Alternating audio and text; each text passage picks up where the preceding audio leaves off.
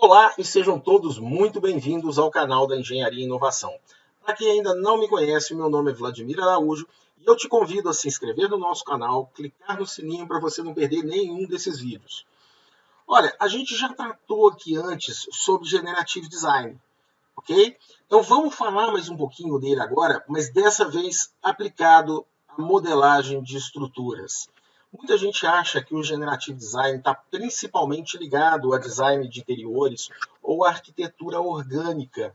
E eu estou aqui para desmistificar isso, para mostrar que a gente pode automatizar também a parte de modelagem de estruturas. O IDOMIN, ele não serve só para a parte de modelagem orgânica, aquelas fórmulas malucas para gerar aquelas formas magnificamente arredondadas, por exemplo, tá?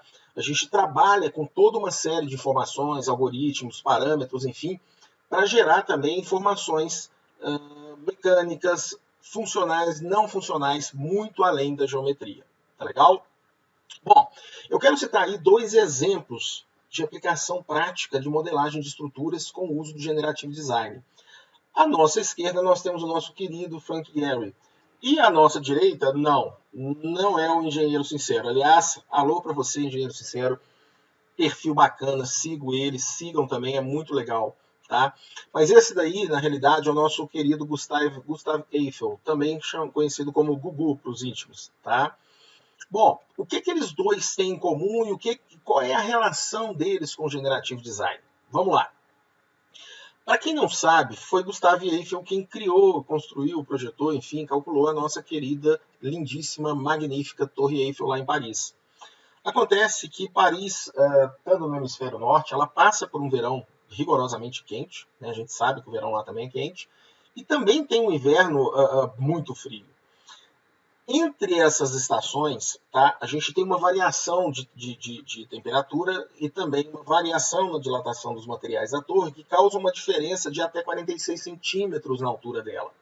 Então imagina só se o Gustav Eiffel tivesse feito uma torre totalmente rígida.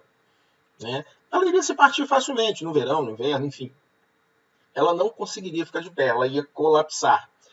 Mas o que o Gustav Eiffel fez então, pessoal? Ele, além de calcular, além de fazer os desenhos, ele criou uma série de instruções visuais de montagem, principalmente para as partes móveis, para aquelas, como é que fala? Para as transições entre as partes móveis e as partes fixas da torre. Ou seja, ela é capaz de suportar toda essa variação de temperatura, de dilatação e, consequentemente, na sua altura, no seu tamanho, exatamente em função desses espaços que ele deixou na montagem, para que ela pudesse dilatar, ou seja, ela pudesse aumentar ou diminuir de tamanho de forma confortável sem que ninguém percebesse isso, né, e sem que a torre sofresse com isso. O que ele fez foi uma programação visual. O que ele fez foi a criação de um algoritmo e ele se valeu do Generative Design. Tem muita gente que acha que o Generative Design é uma invenção moderna. Bom, a gente está falando aí de século XVIII, XIX, né? Ou seja, realmente é moderno, mas a gente tem, vocês vão ver daqui a pouquinho, aplicações muito anteriores a isso. Tá? Isso foi só para mostrar para vocês que a gente vai muito além do Dynamo, do Grasshopper e de qualquer outra aplicação. Tá certo? Bom, em função disso, então, é que a torre consegue ficar de pé. Da mesma forma, Frank Gehry, lá em 2007, trabalhou com um arquiteto chamado Fernando Hernández para criar o Museu Soumaya. O Museu Soumaya é esse que a gente está vendo aí na foto. Ó. A arquitetura dele, toda orgânica, toda feita com painéis de alumínio e vidro translúcido, né? É sustentado por uma série de estruturas espaciais, como a gente está vendo na foto do meio, e tubulares. E o cálculo estrutural dele foi feito pela GT Technologies, né, da Gehry Technologies. O que ele fez, pessoal? Ele criou também uma série de algoritmos de cálculo estrutural e colocou isso através de um algoritmo, né, ou seja, de uma instrução visual dentro do software de estruturas. Ele incluiu o design generativo para que a gente pudesse ver as alterações em tempo real. Ou seja, põe pilar, tira pilar, põe pilar, tira pilar, altera a forma, e muda de novo, e mais uma vez, e outra vez, enfim. Para cada mudança de forma, que era feito na arquitetura, todo o recálculo era feito simultaneamente no software de estruturas. Muito bacana, né? Então, tudo na vida evolui. Você também está evoluindo, está aprendendo o que é Generative Design. Olha só que interessante essa outra aplicação do Generative Design na arquitetura. A gente está falando aí do século XV, ou seja, anos 1400 até 1401, na realidade, até o ano de 1500. O pessoal que estava fazendo a construção e a elaboração de pináculos, né, das igrejas góticas, aquelas igrejas maravilhosas que a gente tem principalmente no leste europeu, eles também se valiam de instruções de Generative Design, de algoritmos, tanto escritos quanto visuais, para que essas torres fossem criadas. E se a gente observar direitinho, colocar hoje dentro do CAD, observar toda a parte de geometria, a gente vai ver todas essas proporções sendo seguidas de maneira fiel. Ou seja, a geometria, a própria descrição, né, geometria descritiva, álgebra linear, enfim, os algoritmos já estavam presentes muitos séculos atrás. Resumindo, é mesmo uma invenção muito mais antiga do que a maioria das pessoas está imaginando. Tá certo? Vladimir, mas eu tô meio confuso. Bom, vamos separar aqui. Ó. O computational design é uma área da computação que faz toda a parte de desenho, como a gente tem aí AutoCAD, Revit, SketchUp, Vectorworks, o ArchiCAD, enfim. São softwares de desenho. Só que além dos softwares de desenho, a gente tem também o design generativo, que é uma metodologia projetual a qual a gente não tem uma interação direta com o modelo. Todos esses softwares de design computacional, a gente literalmente cria o modelo diretamente, a gente manipula o modelo, eu crio formas geométricas e manipulo elas de maneira direta. Tá? Já no design generativo, isso não acontece assim. Eu faço essa manipulação, mas através de uma forma indireta. Ou seja, a gente muda muito a forma como a gente projeta. Eu não lido mais com o modelo diretamente, mas eu lido com parâmetros desse modelo. Mas, Vladimir, como assim parâmetros? Vamos lá. Lá atrás, muito tempo atrás, a gente começou a engatinhar no BIM exatamente com os parâmetros, ou os blocos atributados do AutoCAD. Isso que a gente está vendo aí na tela é um exemplo do AutoCAD muitos anos atrás. O que a gente fazia com isso? A gente criava atributos e colocava aí esses atributos para depois, se for o caso, fazer a extração desses atributos via arquivo texto. E aí utilizava esses arquivos texto para banco de dados, para orçamentação, né? Ou seja, para alimentar software de orçamento, enfim, uma infinidade de coisas. Eu diria que isso daí seria o elo perdido, da mesma forma que a gente na humanidade fez aí a transição da pré-história para a idade do metal, do bronze, depois a gente começou aí a idade das trevas, a idade média, enfim, a gente foi evoluindo. Este daí são os primórdios do BIM, são os primórdios dos nossos parâmetros, ainda no AutoCAD. E a gente se valia muito de uma linguagem de programação textual que se chamava, aliás, se chama, porque ela ainda existe, que é o AutoLisp. Tá legal?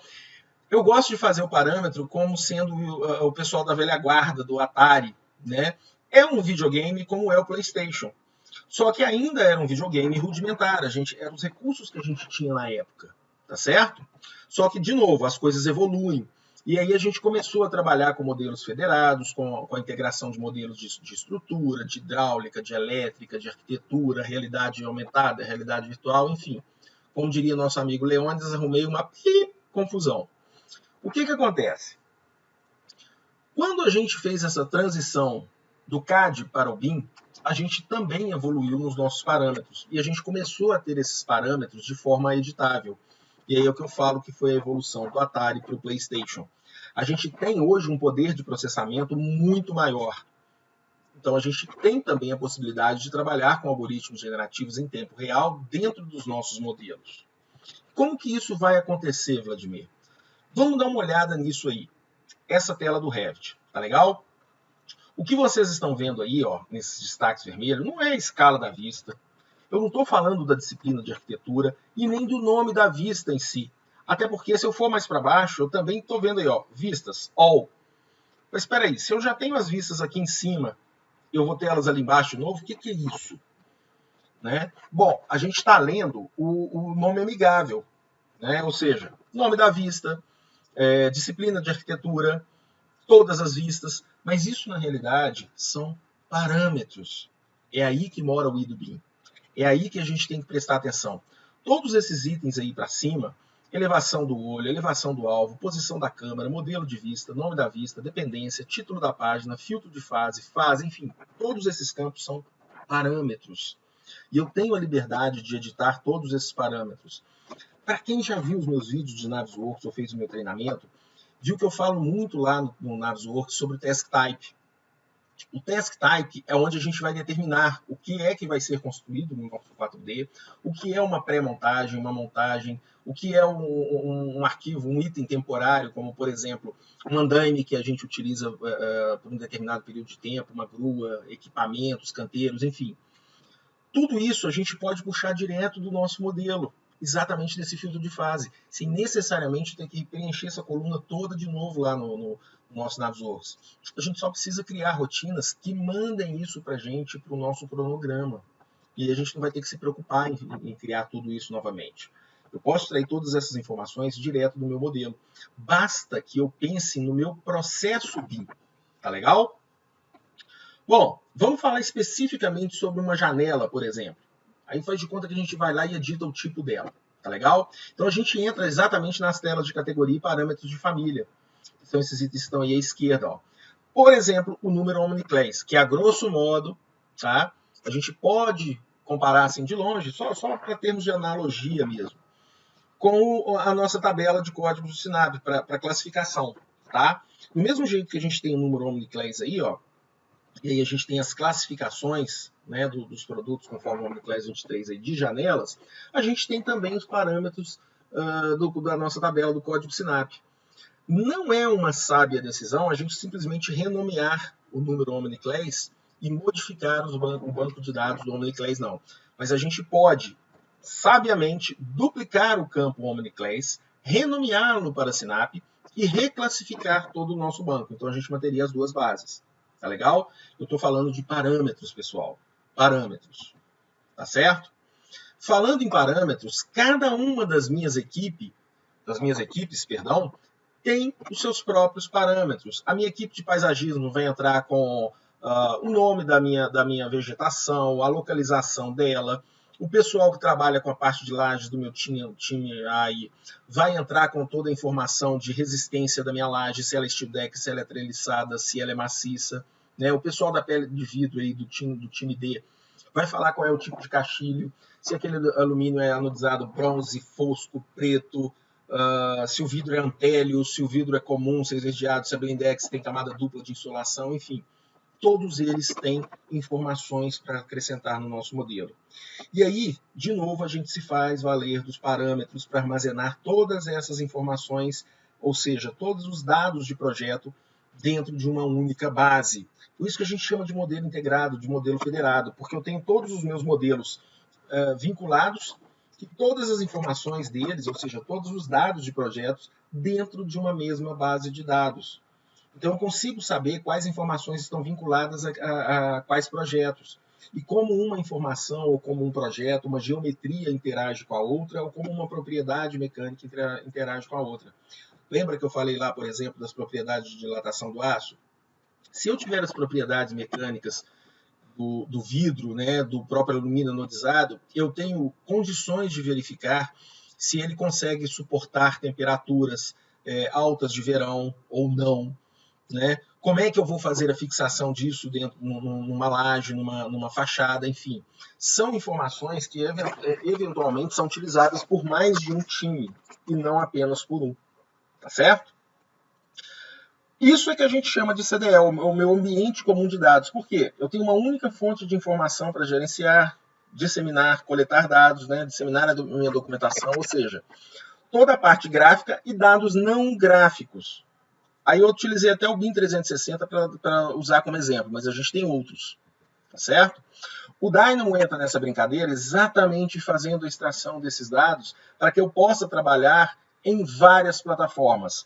Ou seja, eu tiro as informações do modelo para trabalhar em um cronograma, seja com arquivo texto, seja com uma planilha do Excel, para trabalhar num Power BI da vida, como, de novo, algumas pessoas já viram em treinamentos meus, né? com uma imagem vetorizada, para eu poder vincular as informações de quantitativos, de resistência, propriedades mecânicas, cronogramas, tudo em um visual dinâmico no meu Power BI. Ou seja, eu vejo num aplicativo de tablet ou na web a quantas andam o meu projeto. Eu tenho informações que vão muito além da geometria do modelo. Mas, por exemplo, qual é o percentual que já foi executado daquela parte da minha obra ou do meu próprio modelo? Quanto custa? Quais são os materiais que estão envolvidos? Quem são as pessoas que estão envolvidas? Uma infinidade de informações. Tudo isso extraído com o Dynamo do meu modelo. Tá certo? O Generative Design, então, parte desses pressupostos teóricos da geometria descritiva, principalmente, passando aí pela modelagem paramétrica e da modelagem algorítmica, e, no nosso caso, também programação. Aí não é nem I ou, é E programação. É o que a gente vai falar com o Dynamo. Bom, quais são as situações que eu preciso utilizar o meu Generative Design? Aqui eu estou com um exemplo fantástico de uma estrutura que foi feita metálica, né? Onde eu automaticamente fiz o contraventamento utilizando o Generative Design, ou seja, ele identificou para mim uma série de vigas e colunas, automaticamente a minha rotina, né, quando eu identifiquei as duas colunas, já calculou o meu contraventamento e automaticamente criou não só as minhas, colocou as minhas cantoneiras, né, posicionou essas cantoneiras, como também já criou as ligações. Olha que bacana. Ou seja, ele facilita demais no aspecto modelagem e até de cálculo também, tá certo?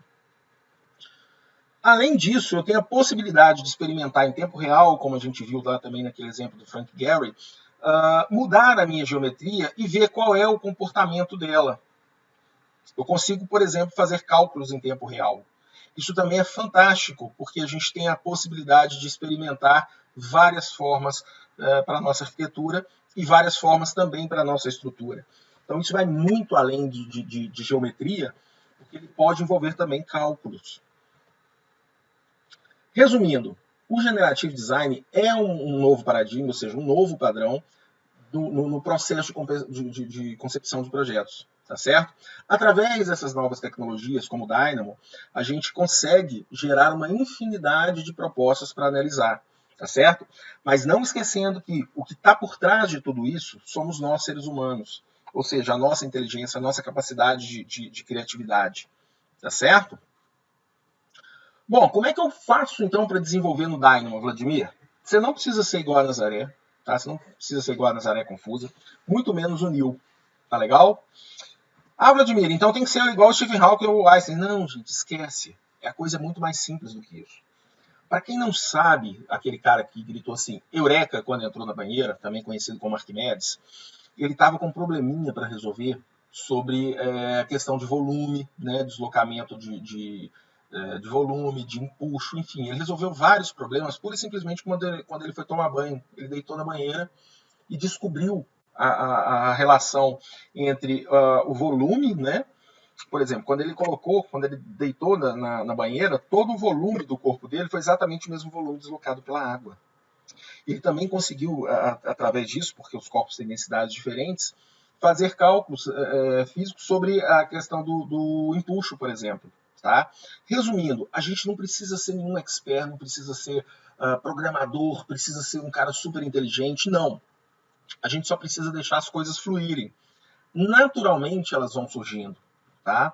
Do mesmo jeito que quando a gente vai criar uma estrutura, criar uma arquitetura, a gente vai divagando e vai criando sketches, o mesmo serve para o Generative Design. A gente vai desenhar o nosso processo da forma mais natural possível, deixando as coisas acontecerem. É um processo realmente natural, tá, pessoal?